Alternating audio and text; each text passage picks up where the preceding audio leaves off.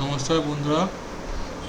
রামায়ণের নতুন টিচার বেরিয়ে গেছে, তো সেটা আমরা এখন ওয়াচ করব। তার সাথে সাথে এই ফিল্ম নিয়ে কিছু কথাও বলবো।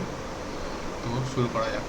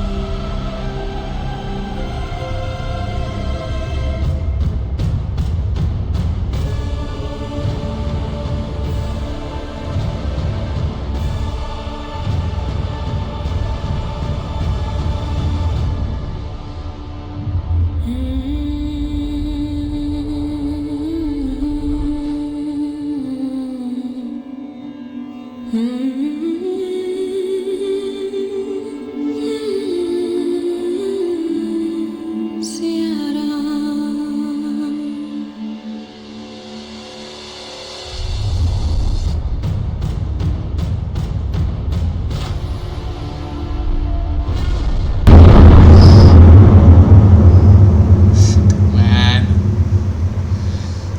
দ্যাটস কুল, ভেরি ভেরি কুল। কিন্তু এটা দেখে যা মনে হলো, ভিএফএক্স অসাধারণ, কিন্তু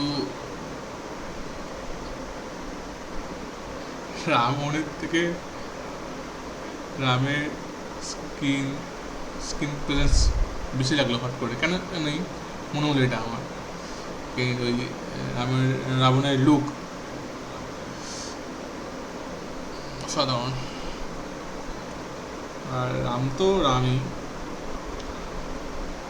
জানি না কী হবে, কিন্তু